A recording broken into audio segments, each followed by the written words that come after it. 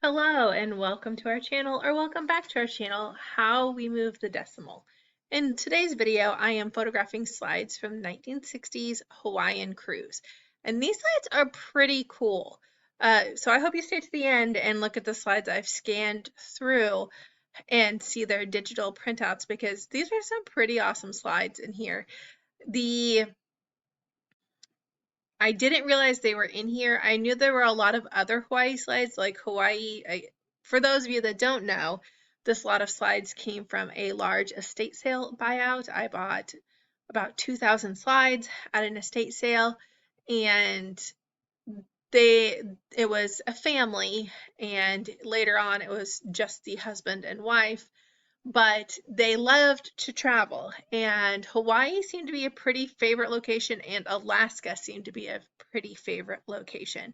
So I had already known that there was a lot of Hawaii stuff, but this was in the last box of slides, and I didn't realize it. I had went through originally and sorted out the slides either by year or location and year to try to get decent sized lots. But I had this last box and I guess I never sorted it out because there was, some good slides of Hawaiian Cruise that I could have put with other Hawaii slides, but now they'll go by themselves because I just didn't get through the box. So as I'm recording this, it is the 1st of September, the first day of September. I'm doing the voiceover. And we are quickly approaching fourth quarter. Like I've said in previous videos, that doesn't mean that much to me with my reselling stuff because I don't sell things that are going to go big for Christmas. However, I do sell things that tend to sell really well around September and August, especially craft supplies. I sell a lot of cross stitch supplies, a lot of vintage fabrics, and that tends to sell really good around July to September when people are thinking about like handmade Christmas items or home decor or wanting to replace something that may have gotten broken or stained. So that works better for me. Honestly, November and December are pretty slow for us on our store because, again, we don't have like toys. We have toys, but they're like vintage toys. They're not, we're not resell arbitraging. We're not going out and buying large lots of like Legos or any other type of toy. Any toy we get, we just happen across at, rummage sales with people or going to thrift stores and seeing a bulk item at a thrift store or something. We don't buy pallets, we don't resell arbitrage. That is too stressful for me. I do go shopping at a lot of the stores that they resell arbitrage at, so like TJ Maxx and Ross and stuff. But I go there mainly to find stuff for my kids or myself. I went to TJ Maxx recently to go and get Halloween decorations because they had set up their Halloween decorations, and I had seen somebody on Instagram post these particular hand soap dispensers that I really wanted, and so I was like, I'm gonna just go check my TJ Maxx and see if they were there, and they were. So I was able to get my Halloween hook, soap dispensers. I spent like a big $6.99 on 2 soap dispensers. But while I was there, I noticed 3 different people were scanning things, and I guess I hadn't noticed. Well, and I went during the day while most people are at work. I work in the mornings, and then in the afternoons, I am off for a couple hours before I have to go pick my children up. So I went after I'd got off work before I had to pick my kids up because shopping with kids is not fun. And so when I was in there, it was probably around 1 o'clock. And 3 different people in 3 different areas. Now, I don't know if they were all together. I don't know if there was some weird like reseller pact, like, that's Bob, he only does shoes. Or that's Cindy, she only does makeup and purses. But it was very separated.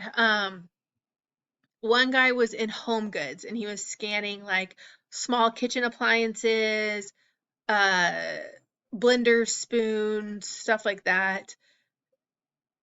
There was a lady scanning the makeup, and there was another guy that was scanning the men's clothing.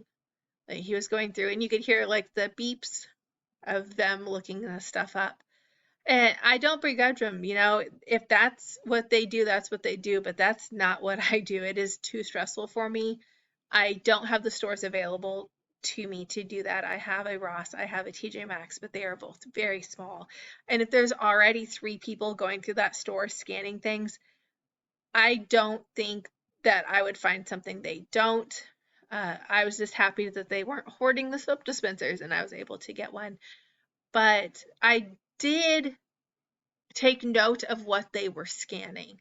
So I know if I see it at a thrift store or somewhere else I might run across it that I would frequent, I know what to look for. So garage sales, thrift stores, anything like that, I would know. An estate sale, I would know to look for that, which is really nice.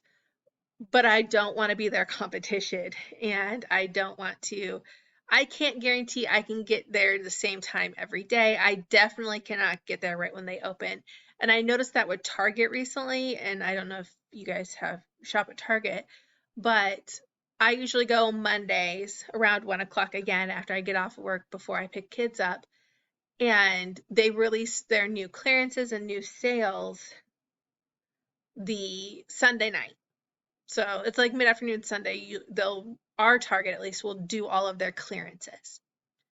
And I noticed by Monday at 1, all the clearances are gone. People have just bought everything that was on clearance. And that's the same with our Walgreens. People will go through and buy everything on clearance. So I know that there are people out here in my city doing retail arbitrage, and I don't want to compete with them. I don't want to Black Friday compete with them. If I happen to come across something, I might. I came across a really good clearance deal at Walmart in the electronics on portable chargers for like cell phones and electronics and stuff. But I didn't buy them to resell. I bought them for myself and my family because we are very active, especially in the fall.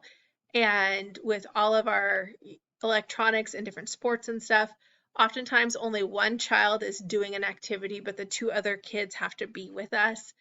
And we go through electronic chargers. I will burn through 2 chargers a night between all of their electronics. If we bring the Switch with us for the kids to play while they're waiting for the other kid to get done with practice, that takes a lot of charge. So I did buy those for myself. People probably thought I was hoarding them because I did buy 5 of them because there's 5 of us. But I didn't buy them with the intent to resell. And I don't resell on Amazon. So retail arbitrage is limiting. And it's not my bag. It's not my thing. But bully for them. If they're doing that, they're not in the thrift stores competing with me. There is a new thrift store in our town. It just opened last month, and I have yet to visit it because it has really wonky hours. So it opens just in the afternoon for like 3 hours. It's family run. I'm a little worried because it's called high-end resale. And usually anything that's high end, they try to charge higher prices. And honestly, I'm over it. I am over the higher prices for everything. So I don't know if I will go there. Plus, there's a lot of brands I don't buy and I stay away from because I'm worried about bootlegging. And that's kind of one of the topics I wanted to talk about in one of my videos. So I guess I can just talk about it in this video. The amount of people that have gotten like fakes, I couldn't tell you what's a real purse, what's a fake purse, and if I don't have the actual, like if I personally don't go to the store and buy it with the receipt, I'm not going to trust it. So I wouldn't want to resell it. And it's the same with really high-end shoes, some high-end clothes. I'm spooked to sell anything over $100 because I'm worried it's fake or I'm worried it'll come back on me. However, what I found recently, and eBay won't let you sell bootleg, like they'll just cancel the listing. And some people have gotten their accounts shut down for selling too many fake items. And I'm really trigger shy when it comes to that. So I don't want to risk getting my account shut down. I don't want to risk getting a ding. I just got rid of my one transaction error because I had to cancel a listing because I broke the item as I was packing it up to ship it. And I asked them, I'm like, I broke this. Do you still want it? And they still wanted it, but I didn't charge it for them. So I canceled the listing and shipped it anyway. But so that was my one transaction ding, and it had been there for so long, and I looked up and it was actually gone the other day. So I'm back to 0 transaction errors, which is amazing because it won't last long. Last time I got down to 0, I think I got that transaction error like 2 weeks later. I broke it. I dropped it, I broke it. The buyer said that they would still like it. They would fix it themselves. And they got the item for free with free shipping. I felt so bad about it. And they were so excited to get it. And I broke it. Yeah, it was just bad luck. It was a bad day all around. You know, when you have those bad days and just one more thing, it just keeps piling up. It was one of those days. The but going back to the bootleg stuff, you can't sell bootlegged anywhere. You can't sell it on Poshmark. You can't sell it on Mercari. You can't sell it on eBay. You can't sell it on Amazon. However, there's ways around it where they don't say it's the name brand. They say it's the other brand. I don't even like to use keywords on stuff if it's like something, but it's not. I don't want to use that keyword on the description. I don't want it anywhere near that because I don't want that coming back on me. But what I have noticed recently, and it's very interesting, and there was even a back and forth about it in one of the Reddit boards, in not Facebook Marketplace, but just local selling, like local buy sell trade groups, our local groups, people are selling bootlegs that are bootlegs. Like they're telling you it's a bootleg. So mostly it's purses. They would say Michael Kors bootleg purse or knockoff purse or look-alike purse. And they were selling. People were interested in them because they wanted the look of it, they wanted the label of it, but they didn't want to pay the price for it. So I found that very interesting. In the local groups, they were getting away with it where they weren't getting away with it in the other groups. Now that depends, each group's different. So some of the local group moderators were pulling it, some were not. And some were letting it go as long as you said, this is a fake, this is a bootleg, this is not the original, this is not the name brand, you know, they're getting away with it. So it was going back and forth on the Reddit group if this is moral or if this is not moral. So why can't we sell something that's bootlegged if we say it's bootleg, and if the buyer knows it's bootlegged and is buying it anyway because they want it, the feel of luxury without the price of luxury. And when I'm not gonna morally stand on anything enough to, you know, ding my store and lose my business. So I would err on the side of caution. I would not sell anything. Even if I did sell it as a bootleg, say it's a bootleg, I would not sell it online. Would I sell it at a rummage sale? Probably. But you're looking at like 50 cents versus, you know, $50, $500. I wouldn't want to take the chance online of someone accidentally buying this thinking that they are buying the name brand and then getting it and having, you know, something go wrong and then they do an item not as described. And then eBay starts looking at my store because I'm selling bootlegs. So I'm not willing to do that. Would I be willing to use a bootleg? Yeah, probably. Would I be willing to use a fake? Yeah.